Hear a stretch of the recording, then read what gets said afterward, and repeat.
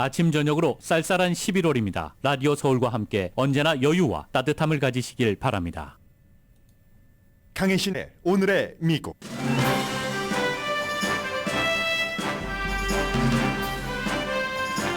스물세 개 혐의로 기소된 공화당의 조지 산토스 연방 하원 의원은 하원 의원 제명 투표에서 쉽게 살아났습니다. 그런데 민주당 의원 31명이 그의 제명에 반대했습니다. 제명에 반대한 의원 가운데는 최근 부패 혐의 등으로 기소된 밥 메넨데스 의원의 아들인 랍 메넨데스 하원 의원도 포함됐습니다. 밥 메넨데스 의원의 상원 의석에 뉴저지 주지사의 와이프 태미 머피 씨가 출마합니다. 한인 앤디 김 연방 하원 의원과 민주당 예비선거에서 겨루게 됩니다.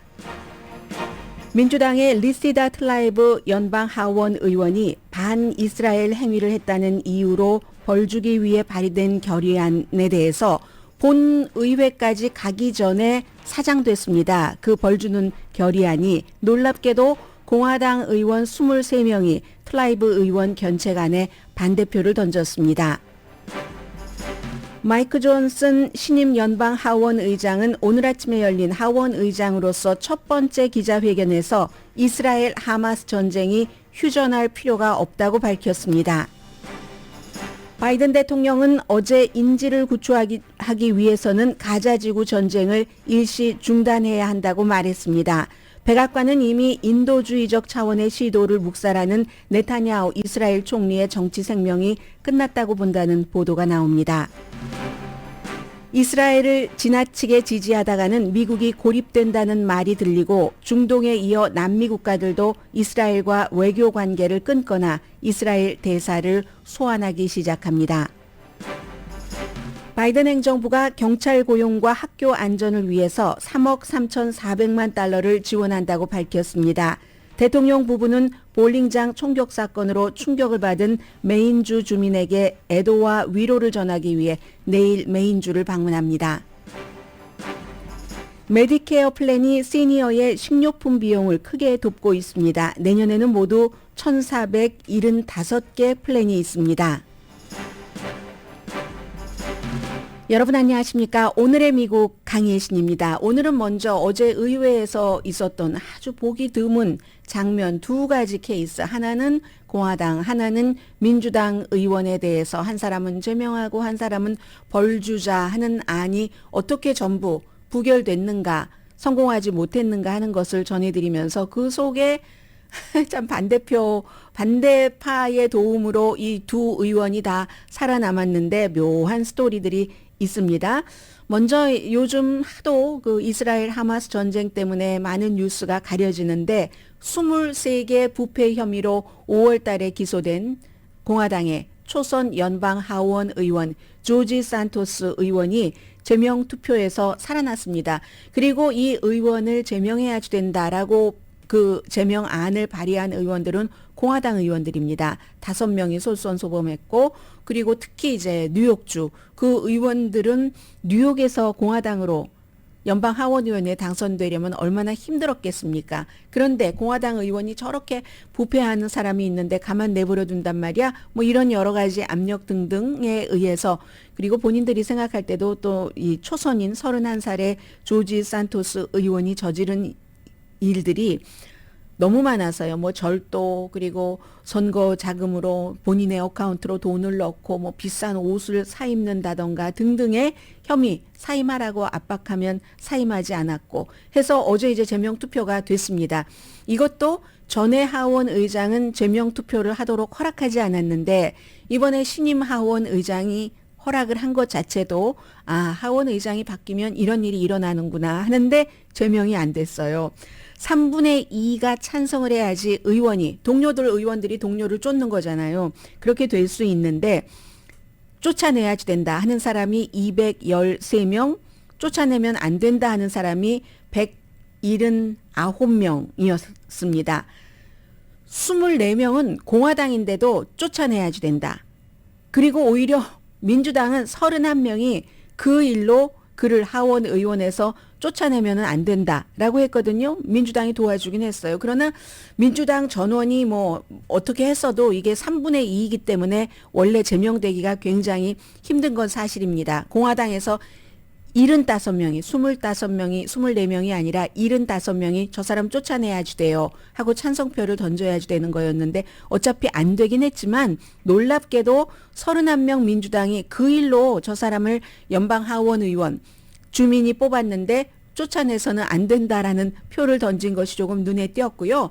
한인 의원 민주당 2명, 공화당 2명입니다. 이 네 사람은 전부 이제 그 당의 전체적인 투표와 같이 갔고요. 특이사항은 없었고, 미국 역사상 5명의 의원만이 의원들의 투표로 제명됐다고 하잖아요. 그리고 그 3명은 남북전쟁 당시에 있었고 하는데, 이 사람을 양당에서 다 비난합니다. 어떻게 입만 열면 다 거짓말이었지? 뭐 학력 등등 해서 어머니의 사망까지. 그런데도 불구하고, 그러면 왜 민주당 의원이 31명이나 이 사람을 제명해서는 안 되냐라고 했냐면 첫 번째는 무죄 추정의 원칙, 법원에서 가려야지 된다는 겁니다. 이런 선례를 만들면 아주 나쁘다는 그런 뜻에서 그런 거고요. 그리고 민주당에서 저 사람 제명하면 안 돼요 하는 사람들이 대체로 굉장히 진보적인 성향의 민주당 정치인들입니다.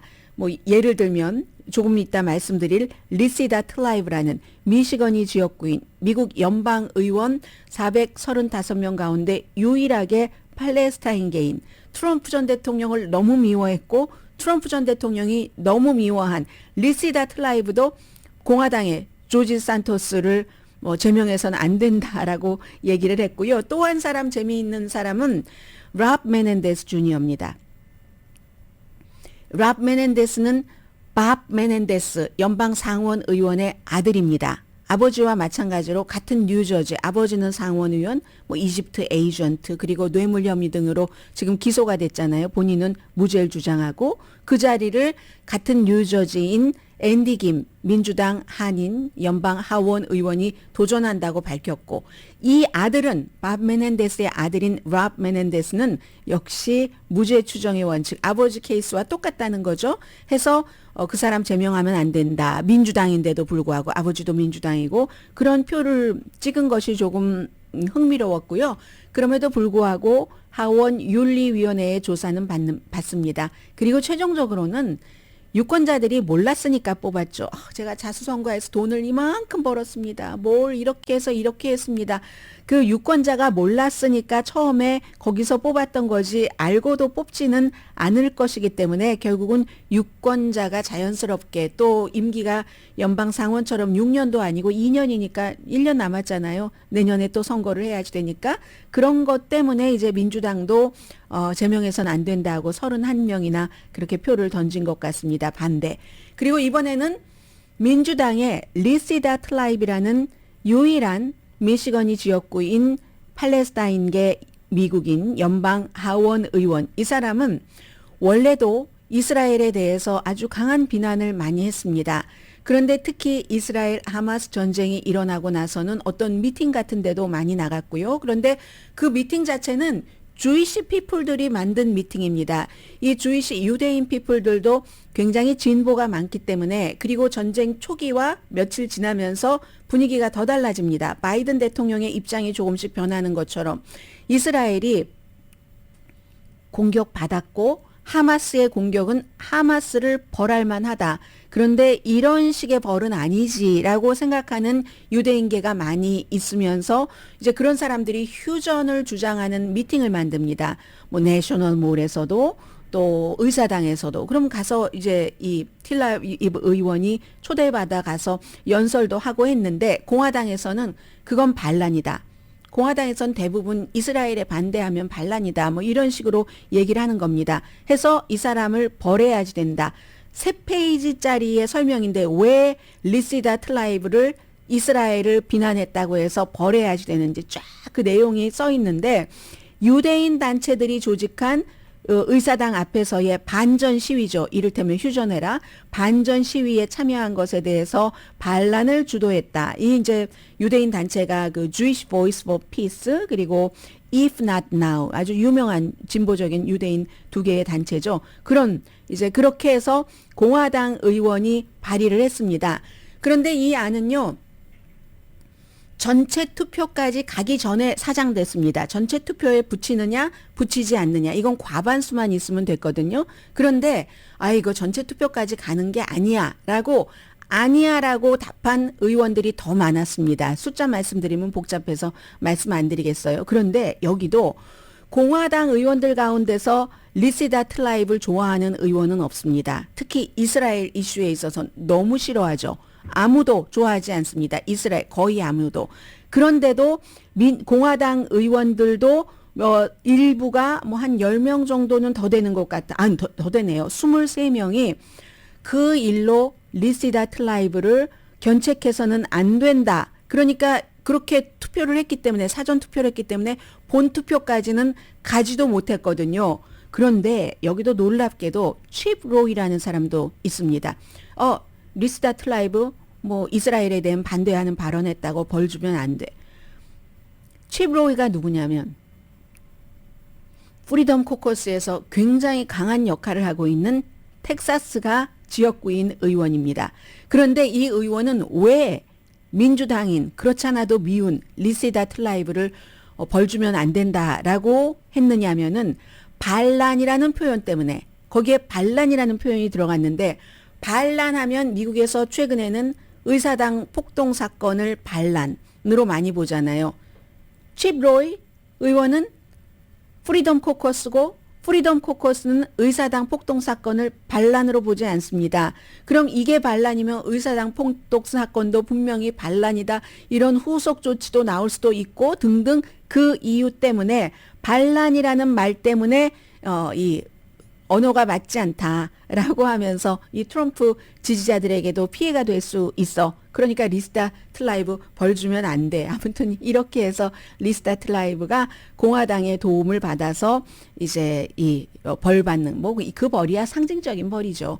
그런 것을 안 받아도 되게 됐고요. 그리고 나서 투표가 끝나니까 트라이브가 한 얘기가 이번 결의안은 심각한 이슬람 혐오다. 그리고 동시에 평화로운 유대인, 평화를 원하는 유대인들, 또 반전, 전쟁에 반대하는 사람들을 공격하는 것이다 라고 얘기를 했고요.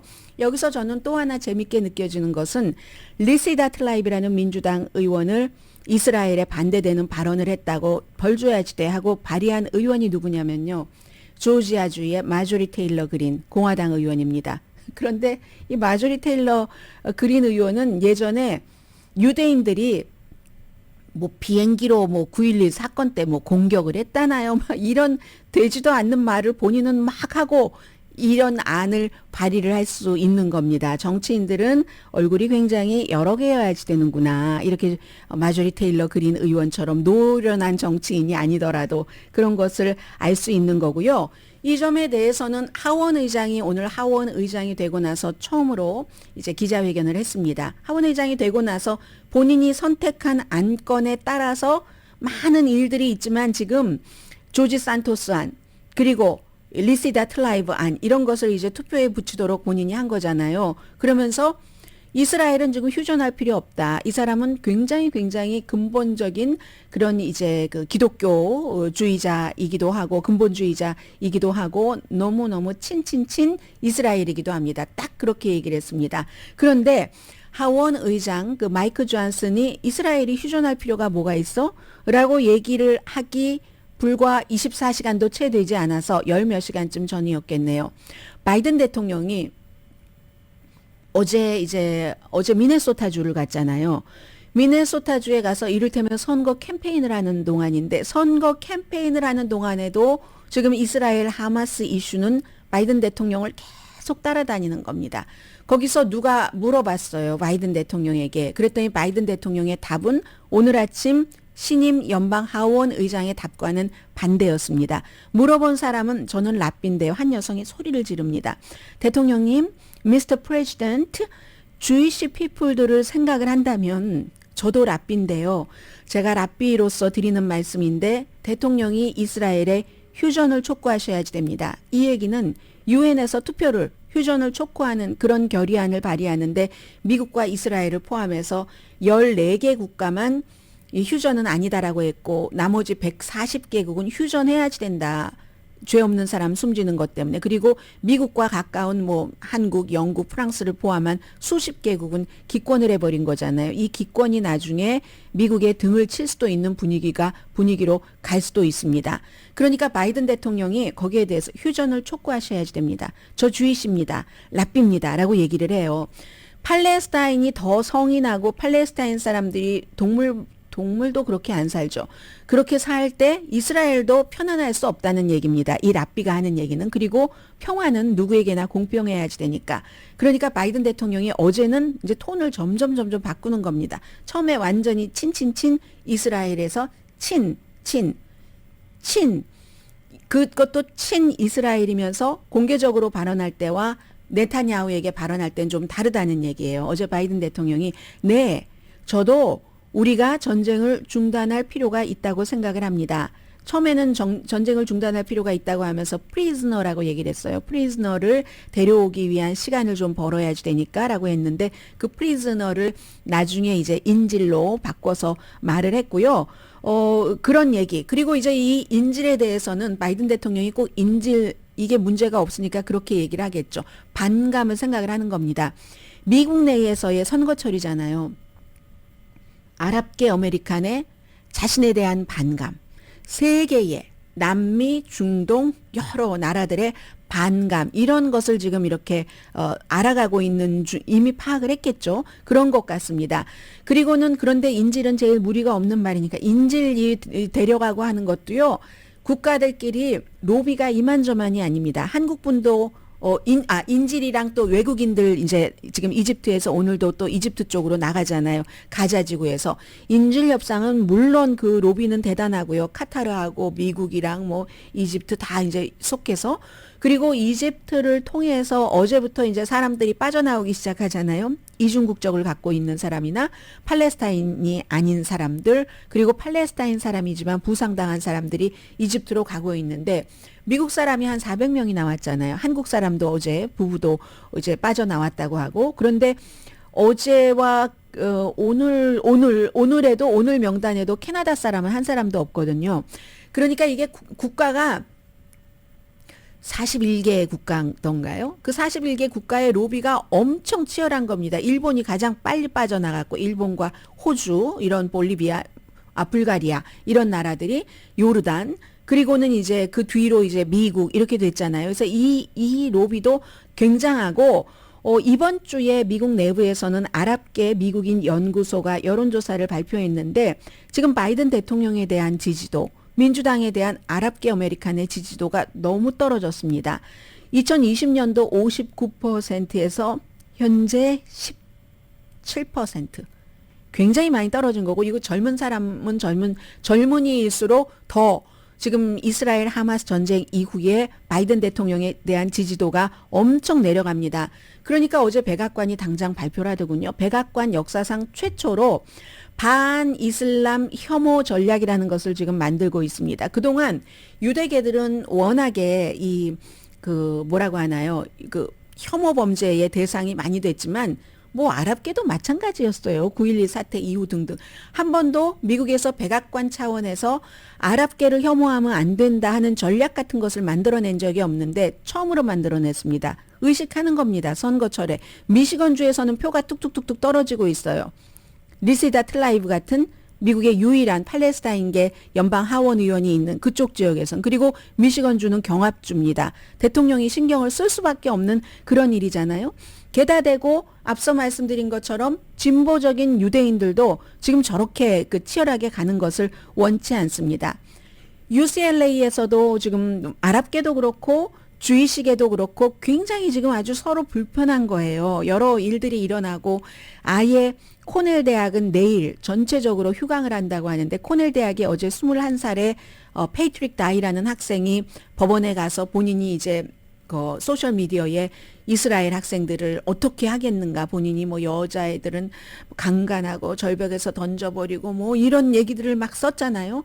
어제 이제 보석금 없이 구금돼서 최고 5년형의 뭐 집행유예의 벌금이 25만 달러 받을 수도 있다고 하는데, 물론 부모가 어제 얘기하는데 우리 아들이 코넬 대학교 아이빌리그에 들어간 이후에 정신적으로 굉장히 약해졌다, 이런 얘기를 하지만 미국 내부에서 이제 이런 분열 같은 것들이 굉장히 강하고, 게다 대고 지금 이스라엘이 그 자발리아 그 난민 캠프 거기를 이제 2번을 연속 하루 이틀 사이에 이틀 동안 연속 공습을 하면서 현재 뭐 200명 이상이 사망했고 120명 이상이 잔해 속에 있고 뭐 777명이 부상했고, 현재까지 이제 이스라엘이 가자 지구를 공습을 하고 공격을 하고 해서 사망한 사람이 9,000명 이상이 된다니까, 볼리비아가 이스라엘과 외교 관계를 끝내버렸습니다. 아주 그냥 쉽게 끝내버렸고요. 칠레와 콜롬비아도 이스라엘 대사를 소환했습니다. 바이든 대통령은 이제 이 같은 분위기가, 세계적인 분위기가 확산될 것을 생각을 할 수밖에 없습니다. 미국이 이스라엘을 저토록 지지하는 이유는 바이든 대통령의 뭐 개인적인 것도 있고요. 어렸을 때부터 아버지가 살아계실 때 디너 테이블에서 홀로코스트의 참상에 대해서 얘기를 해주고, 유대인들이 그렇게 유럽에서 고통을 당할 때 다른 사람들이 하지 않은 그런 일들, 죄책감, 그런 죄책감 등등으로 영국도 또 다른 나라들의 압박도 받고 해서, 그래 그럼 유대인 이스라엘은 나라를 세우도록 하고 팔레스타인은 그냥 내버려 두고 뭐 이랬던 여러 가지 일들이 있지만, 바이든 대통령이 아버지에게 받은 교훈, 그리고 정치를 시작할 때 처음에 그 보좌진들이 주의시가 많았는데, 이 국무장관을 포함해서 앤토니 블링켄 국무장관이 거의 처음에 바이든 대통령이 그 연방 상원의원을 할 때 보좌관이었습니다. 그래서 이스라엘을 같이 많이 드나들었는데, 그런 개인적인 것도 있지만 미국은 이스라엘과 묶여 있는 게 너무 많습니다. 군사적인 것, 정치적인 것, 정치적인 것은 뭐 아랍 국가의 유일한 뭐 민주주의니까, 군사는 워낙에 이스라엘이 세잖아요. 정보력도 그렇고 경제도 마찬가지입니다. 무슨 테크놀로지 같은 게 이스라엘이 굉장히 강하죠. 정서적으로도 종교적으로도 묶여 있기 때문에. 그런데 이걸 이제 자꾸만 다른 나라들이, 이스라엘이 아무리 하마스 잡는다고 주변에 팔레스타인 사람들이 너무 많이 숨지는 것을 보면은, 시간이 지나가면 지나갈수록 이 전쟁의 10월 7일 하마스가 이스라엘 남부를 습격해 들어간 때를 보지 않습니다. 사람들은. 그럼 왜 하마스라는 괴물이 태어났는가? 그게 언제부터지? 너무너무 긴 스토리지만 짧게 2문장 정도로 정리를 하자면, 1948년 영국의 묵인 아래 이스라엘이 이제 국가를 세우고, 그전에는 유럽에서 너무 학대받다가 조금씩 너무 학대받고 하니까 팔레스타인 땅 쪽으로 오기 시작했잖아요. 그래서 처음에는 소수였죠. 거의 팔레스타인 사람들이 살고 있던 모래 땅이니까 아름답지만. 그래서 그러다가 어느 정도 숫자가 늘어나고 뭐 이렇게 해서 나라를 딱 세우고 나서, 나라 세운 48년부터 48년도에 70만 명의 팔레스타인을 다 쫓아버렸습니다. 다 피난민이 돼버렸어요. 이집트, 요르단 같은 데 가서 학대받고 쫓아내서 집으로, 본인들 집인데 다 쫓아내서 오지 못하도록 하고, 그때부터 이건 시작을 했다. 중간에 그럼 오케이, 이스라엘도 국가를 세웠지만 팔레스타인도 어떤 거 한다고 하고는 약속 안 지키고, 심지어는 지금 하마스 총사령관인 모하메드 데이프라는 사람에 대해서 이 그 하마스와 서한 지구의 파타당 같은 팔레스타인이 라이벌이니까, 이스라엘이 그 말하자면 파타당과 서로 속삭속삭해서, 예, 니네 같은 팔레스타인인 저 하마스 좀 잡아 하면은 난란이라는 그런, 그것도 이 하마스 지금 군 통수권자의 어렸을 때 너무너무 친한 친구였어요. 그런데 서로 갈려서 한 사람은 하마스, 한 사람은 파타당에 가 있는데, 그 파타당의 보안 책임자가 이 하마스의 총사령관을, 모하메드 데이프를 잡게 합니다. 잡았잖아요. 그렇게 이간을 시킨 거거든요. 잡았다가 어릴 때 친구가 놔줬어요. 그래서 지금 이제 이렇게 총사령관을 하마스가 하고 있지만, 이런 모든 일들에 사람들은 과거의 역사로 가게 되는 겁니다. 그럼 이스라엘이 팔레스타인 땅을 뺏어서 나라를 세웠으면 적어도 벽을 그렇게 감옥처럼 하지 말아야지. 팔레스타인 사람들이 가자 지구에서 무슨 공산주의 국가도 아닌데 통행증이 없죠. 나가지를 못하잖아요. 맘대로 이동도 하지 못하고 이런 역사에 보게 되는 겁니다. 그래서 파타라는 좀 말랑말랑한 것도 생겼지만 그것 갖고 안 된다고 하니까 하마스 같은 게 생겼구나. 하마스도 물론 시간이 지나가면서 인기가 없습니다. 이번에 다시 인기가 엄청 올라갔습니다. 그래도 파타보다 낫지. 심지어 서안에 있는 파타도 하마스를 지금 지원한다고 하잖아요. 사람들은 시간이 전쟁이 길어지면 그런 근본을 생각하고 있기 때문에 바이든 대통령도 너무 친친친 이스라엘로 갈 수는 없을 겁니다. 그래서 어제 그 폴리티코를 보니까 네타냐후에겐 이미 얘기를 했다고 하더군요. 전쟁 중에라도 당신이 권력을 내려놓을 수도 있고 내려놔야 될지도 모르고 그럴 때 후계자가 누구인지를 생각하고 후계자에게 어떠한 교훈을 남겨줄지도 얘기해라. 이미 바이든은 미국은 그 벤자민 네타냐후를 버려버렸다는 겁니다. 전쟁 도중에 이게 그의 정치적인 사망은 선고될지도 모르고요. 왜냐하면 네타냐후처럼 우리가 모든 걸 갖고 팔레스타인은 계속 동물 이하로 살다가 죽어 하면은 그 땅에 평화가 있을 수 없다는 겁니다. 정말 아름답잖아요. 그 예루살렘 위에 언덕도 있고 저는 가보지 않았지만 이쪽에 그 아름다운 바다와 그 아름다운 곳에서 늘 피비린내만 75년 이상을 이렇게 하고 있으니까 이게 같이 팔레스타인 사람도 살지 않으면은 이스라엘도 죽는다 하는 것을 네탄야후는 받아들이지 않는데 이제 이스라엘 내부에서는 사람들이 그걸 받아들이기 시작했다는 것이고 바이든 대통령도 그 점을 열심히 지금 계산하고 있겠죠.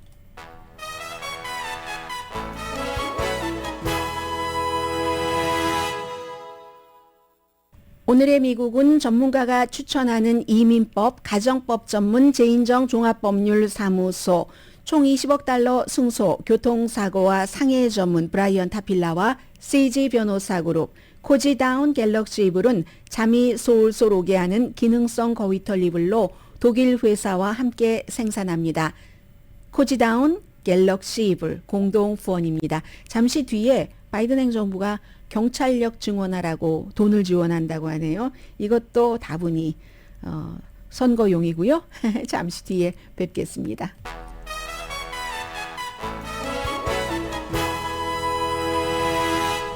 귀엽네요. 12시 한 15분부터 정오 뉴스 끝나고 이 투팍 하이파이브 하는 두 분이 요즘 대세는 라디오 서울 하니까 정말 귀엽네요. 킴킴 선생님이 이렇게 써주셨네요. 유튜브에 이스라엘 사람들이 한국에 와서 이런 짓을 시작한다면 우리 한국 사람들은 과연 어떻게 할까 생각해 보게 됩니다. 나는 하마스 같이 될 것 같습니다. 어차피 이 한 목숨 바쳐 나라와 민족을 위해 100번, 1000만 번 하고도 남습니다. 일제치하 생각만 해도 끔찍합니다. 이렇게 생각하시는 분들도 계시고 또 다른 생각을 하시는 분들도 계실 테고요. 오늘 바이든 행정부가 아침에 그 법무부가 이 일을 다 해야지 될 거예요. 경찰 채용 또 학교 안보 개선에 3억 3,400만 달러를 연방정부가 지원한다고 발표를 했습니다. 뭐 미국 전국의 범죄를 좀 줄이기 위한 뭐 그런 그 목표 의지를 얘기를 하는 거죠. 그래서 이 돈 가운데는 1,730명 이상의 새로운 경관이죠. 법집행관을 고용하고 그리고 처음 단계의 경관인 거죠. 그러니까 뭐 베테랑 경관이 아니라 또 경찰 394군데 경찰서 다 뭐 이런 거 그러니까 연방정부의 어떤 것들도 각 로컬과 주정부도 뭐 정보도 많고 부지런해야지 다 일찍 접수를 해서 그 돈을 찾아다가 동네를 편안하고 아름답게 만드는 거겠죠. 학교에는 206군데 교육구 그리고 이제 꼭 학교뿐이 아니라도 공공기관이 있잖아요.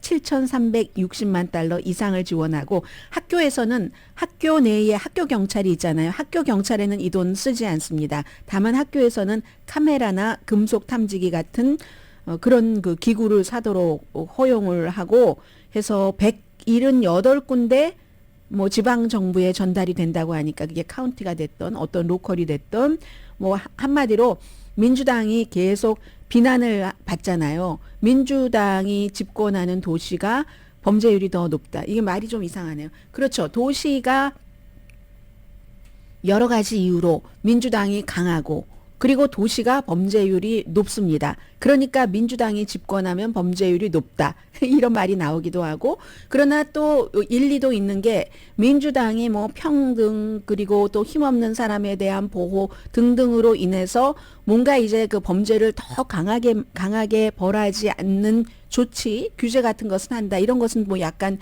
일리가 있는 것 같고요. 아무튼 왜 행정부가 이런 걸 발표를 했는가? 메인주에서 그 루이스턴에서 총격 사건이 발생해서 18명 숨지고 뭐 많은 사람 다치고 일주일 만에 나온 거죠. 특히 이제 뭐 총격 사건 같은 곳이 많은 곳이 캘리포니아도 포함됩니다. 발레호, 텍사스의 넉스빌, 미네소타 미니애폴리스, 노스캐롤라이나주의 롤리, 텍사스주 샌앤토니오 이런 데는 좀 연방 정부와 파트너십을 법무부와 파트너십을 뭐 PSP 약자로 부르는 그런 파트너십을 해서 그렇게 되는 경우 굉장히 그 법 집행하는 거가 쉬워지고 범죄를 예방을 한답니다. 지금까지 여러 가지 데이터를 보면은 살인 사건의 처리 비율도 굉장히 높아진다고 하고요. 한마디로 연방 정부가 로컬 정부까지 로컬 모든 미국인들을 위해서 미국인들의 안전과 치안을 위해서 열심히 일하고 있습니다. 이런 걸 이제 보여주는 겁니다. 선거 전에.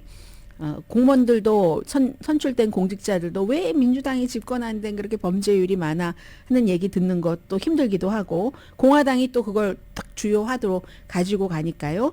그리고는 이제 내일 바이든 대통령 부부가 이 볼링장 총격 사건으로 얼마나 충격받았겠어요. 메인주라는 작은 주에서 인구가 그다지 많지 않은 곳에서 가서 이제 애도도 표시하고 또 위로도 하고 이런 때는 항상 그 영부인과 같이 가잖아요. 볼링장과 식당에서 총격 사건이 발생했던 로버트 카드는 본인이 원래 일하던 리사이클링 센터 큰 그 쓰레기통에서 스스로 그 머리에 총을 쏴 숨진 채 발견이 됐다고 하고 며칠 동안 수색하는 동안 사람들 집에도 못 가고 밖에도 못 나가고 학교에도 못 가고 했었잖아요. 그래서 대통령은 의회에는 그런 얘기를 하고 있지만 뭐 총기 어떻게 일반 사람들이 AR-15과 같은 전쟁터에 총을 쓸 수가 있느냐 하지만 공화당이 다수당인 이상은 절대로 통과할 수가 없는 이 총기에 대해서는 민주당이라 할지라도 무슨 뭐 몬테나라든가 총을 많이 쓰는 메인주도 마찬가지예요. 메인주 얼마나 산천이 아름답습니까? 그리고 뭐 메인주의 주민이 60% 이상 가정이 다 총을 갖고 있고 뭐 여러 가지 그 주변 지형 환경 또 뭐 시골이니까 그런 그 시골의 그 삶 이런 것과 연관이 돼서 그렇기 때문에 민주당조차도 이게 그 시골주에서는 총기 규제한다는 게 쉽지 않은데 공화당이 그걸 해주겠습니까? 지금 공화당이 하원인데 안 해주죠. 아무리 얘기를 해도 안 되는 건 안 되는 겁니다. 그러니까 이제 대통령이 대통령으로서 위로라도 하고 뭐 여기 뭐 경관을 늘린다던가 그런 거라도 하겠다 이런 얘기고요. 이 얘기 저는 중요하게 보여집니다. 미국에서 살고 있는 그 코리안 아메리칸으로서 뉴스를 하는 사람으로서 앤디 킴이라는 사람이 민주당 그 뉴저지 3지구의 연방 하원 의원 3선 의원입니다. 41살이고요. 그런데 연방 상원 의원이 처음으로 탄생할 수가 있는가 이걸 이제 보고 있어서 중요한데 그 뉴저지 주지사도 민주당이잖아요. 민주당 주지사의 와이프가 밥 메넨데스 자리에 출마한다고 선언을 했습니다. 앤디 김 이후에 두 번째입니다. 앤디 김 그렇죠.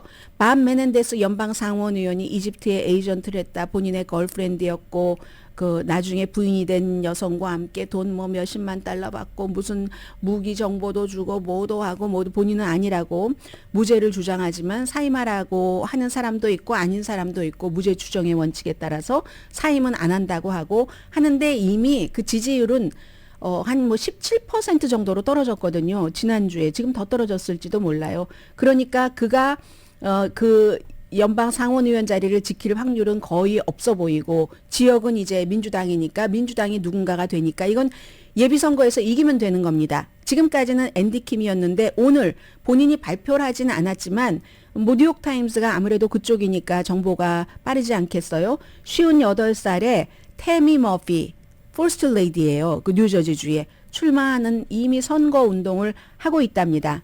뭐 주변 사람들에게 알리고 그렇게 된다면 최초의 뉴저지주의 여자 연방 상원의원이고 주지사의 와이프로서도 처음 있는 건데 지금까지 정치해 본 적 없습니다.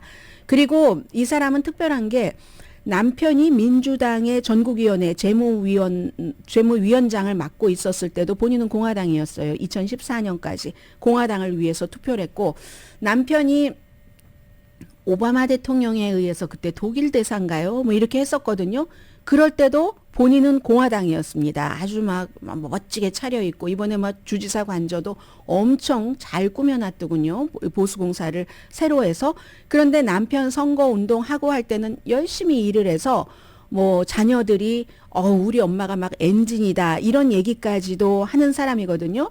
나간다는 거예요. 그랬더니 뉴욕타임스와 인터뷰를 한 패트리샤 케네디라는 사람이 70세인데 나 화났다 이렇게 얘기하고 남편 뉴저지 주지사에게 머피에게 2번이나 투표를 했는데 만약에 태미 머피가 남편이 주지사가 아니면 이렇게 정치적인 경험 한 번도 없으면서 연방 상원의원에 나온다고 출마를 할 수 있느냐 말이다. 난 너무 화가 났다. 이렇게 얘기를 하시더군요. 그렇지만 공식적으로 그 선출된 정치인으로서 일하진 않았지만 뭐 여러 가지 능력과 부와 이런 등등으로 엘고어도 기후 변화에 대해서 어떤 역할을 이분께 맡겼었고요. 뭐 결혼하기 전에 버지니아 대학 졸업했거든요. 비영리 무슨 재단에서 일을 했고 또 뭐 남편이 주지사 출마하면은 열심히 막 띵크탱크도 설립을 했고 골드만삭스의 애널리스트를 한 3년 동안 지냈답니다. 그러다가 이제 결혼을 하고 그랬는데 이렇게 되는 경우는 이제 앤디 김과 딱 맞붙게 되는 겁니다. 앤디 김. 앤디 김이 뭐라고 얘기를 했냐면요. 뉴욕타임스와 인터뷰에서 앤디 김은 어쨌든 출마합니다 하고 바로 다음 날 밥 메넨데스가 이러이러한 사건으로 돈을 이렇게 많이 받았대. 돈이 이렇게 막 금괴도 나오고 했는데 본인은 아니래 하고 쫙 기사가 나오고 다음 날 나는 선언한다라고 했잖아요. 오늘도 코스 바꾸기다. 이건 그렇게 부패와 연관된 이런 그 코스를 바꾸는 새로운 선거인데 그러면 부패한 메넨데스를 대신해서 어떤 사람이 채워줘야 될까? 이건 좀 신선한 사람이어야 된다. 뭐 이런 얘기 아니겠어요? 그러면 상대 그 태미 머피가 뭐 정치인으로서 활동하진 않았지만 수십 년 동안 이미 그 남편의 뒷바라지 비슷한 것 하면서 거기까지만 말씀드릴까요? 그래서 저는 그 점에서 관심이 가서 전해드렸고요. 잠시 뒤에 메디케어 플랜 시니어 식료품 비용에 대해서 좀 말씀드립니다.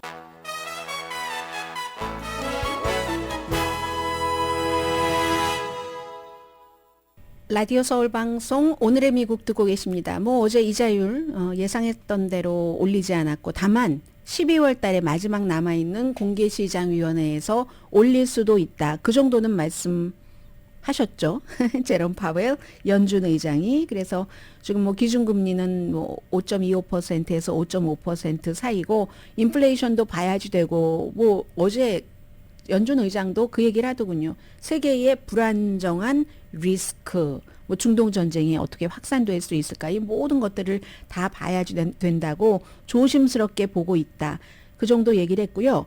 메디케어 플랜은 시니어의 식료품 비용을 이제 지난 몇 년 사이에 굉장히 많이 올린다는 거. 제가 이 뉴스는 왜 말씀드리냐면은 방송을 듣고 계시는 분들이 해당되는 경우도 있지만 우리가 살다 보면 그 부모님들이나 나이 드신 뭐 주변에 제가 꼭 돌봐드려야지 되는 그런 분들의 여러 가지에 대해서 잘 챙겨드리지 못하잖아요. 그래서 이제 그런 면에서 말씀을 드리는데 잘 찾아보면 그리고 본인들이 일일이 다 찾을 수도 있지만 또 이러한 것들이 있다 대강 짐작을 하고 한인사회에 도움을 주는 데가 얼마나 많습니까? 좀 전에 뭐 포울선 이분도 얘기를 하셨고 또 뭐 한인회라든가 여러 비영리 재단에서 많이 도와주시니까 이런 프로그램들이 있어서 요즘에는 그 추세가 이렇다 하는 정도를 알려드리고 싶었습니다.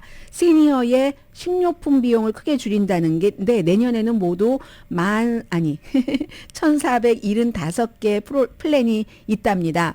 보험회사가 이 같은 것을 좀 하기 쉽게 이것도 뭐 행정부에 따라서 많이 달라지는 경우도 있는데 나이 드신 분들께 메디케어 어드밴티지 플랜이에요. 어드밴티지 플랜이 몇 년 동안에 얼마나 많이 늘어나서 전체 시장의 4분의 1 정도에 해당되는 1,475개가 식료품을 주는데요. 이게 5년 전에는 좀 2% 정도밖에 안 됐다? 이것보다 굉장히 늘어나서 저는 이 내용 잘 모르겠는데요. CVS 헬스 해당되시는 분들은 잘 아실 거예요.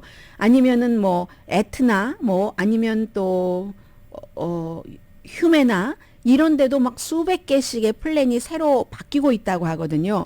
이건 기본적으로는 나이 드신 분들이 뭐 만성 질환이라든가 여러 가지 각종 그 병을 가지고 계시고 또 건강하게 예방을 하셔야지 되는 게 있잖아요. 음식을 이를테면 무슨 약의 대처 내지는 약을 음식이 대신할 수는 없지만 뭔가 그 앓고 계시는 질환이나 아니면 앓게 될지도 모르는 질환을 예방하는 데는 좋은 음식이 도움이 되잖아요.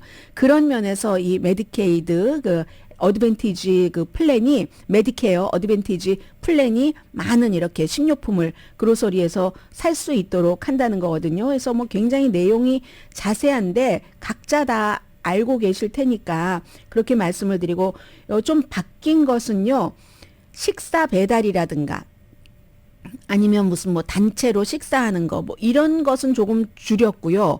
그런 건 줄이고 왜냐하면 식료품 뭘 사고 하는 그런 것들이 훨씬 관리하기가 쉽다는 거죠. 데이터도 이렇게 모으고 뭐 이거 주고 받고 나갔다는 것을 관리하기가 쉽기 때문에 아무튼 식료품을 사는데 훨씬 많은 그로서리죠. 말 그대로 시니어들이 그로서리를 조금 더 좋은 몸에 좋은 그 그로서리 쇼핑을 할 수 있도록 하는 플랜이 많다 하는 거 전해드리고요. 그리고 이제 돈과 관련해서는 오늘은 이제 그 트럼프 전 대통령의 둘째 아들이 연방 법정에 출두를 해서 아직 출두하지 않은 것 같아요. 어제 첫째 아들은 막 웃으면서 농담하면서 민사 재판이니까 아버지의 회사에서 두 아들이 수석 그 부사장이었는데 어떻게 돈을 부풀려서 융자를 많이 받고 뭐 보험 혜택도 많이 받고 세금은 적게 내고 이런 것에 대해서 어제 그 트럼프 주니어가 얘기를 하는데 저는 하나도 모르는 일이 있는데요. 뭐 제가 그런 일을 합니까? 저야 그런 일을 안 하고 우리 CPA가 전부 그런 일을 하죠라고 얘기를 하니까 이건 그 트럼프 회사 트럼프 파운데이션이라는 이름의 트럼프 회사는 CEO와 트럼프 그 아들 수석 부사장 이런 사람들이 주인이 아니고 CPA가 주인인가 보다 뭐 이런 생각을 할 수도 있고요. 아니면 CPA를 이제 본인들이 고용을 하니까 그 총 책임은 어쨌든 소유주가 갖고 있는 건데 이런 책임을 전가하는 것일 수도 있다. 뭐 이런 생각도 드는데 어쨌든 판단이야 판사가 알아서 할 일이고 오늘은 그렇게 이제 그 둘째 아들이 또 나와서 당연히 이제 무죄를 주장을 하겠죠. 본인들은 그런 일에는 별로 관여를 하지 않고 몰랐다. 뭐 이런 말을 하더군요. 그리고 시간이 많이 지나갔으니까 제가 아이템을 어느 것을 빼고 어느 것을 넣을지를 결정을 좀 하겠습니다.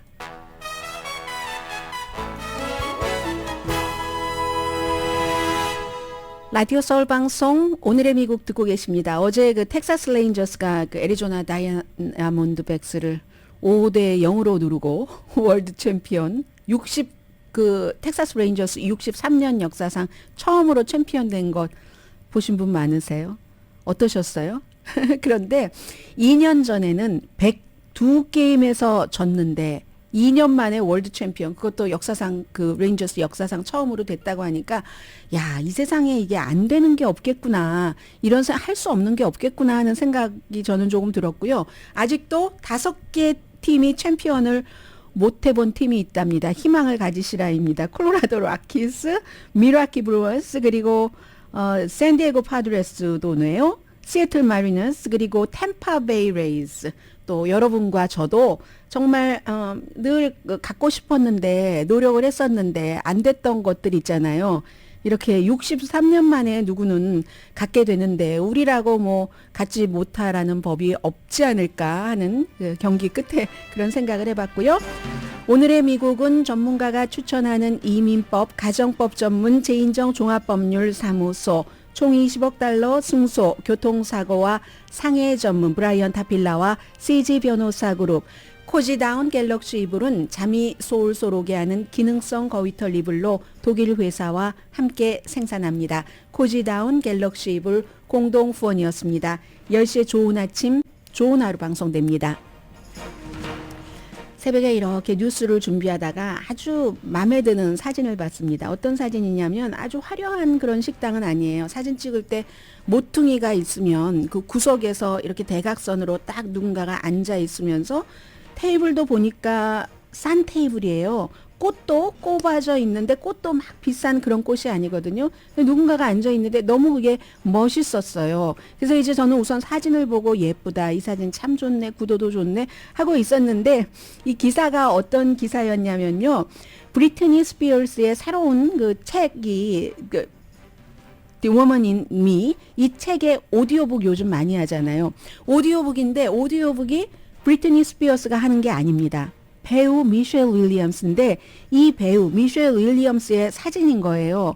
현재 뭐 인기가 많은 그런 책의 오디션에 A급 배우를 많이 쓴답니다. 뭐 예를 들어 메릴 스트립이라든가 아니면 뭐 윌리엄 데포 남자로는 그런 사람들 음성을 많이 쓴다고 하는데 이게 이제 그 뭐든지 다 변하잖아요. 이게 도대체 사람들이 오디오북을 읽는 사람들이 뭘 좋아할까 해서 그 변화를 추구해가는 그런 과정이고 오늘 비틀즈의 마지막 앨범 나온다고 하잖아요. 조지 해리스가 이거 안 돼, 싫어 이렇게 얘기했었다는 그런 마지막 앨범이 나온다고 하니까 들어보려고 하고요.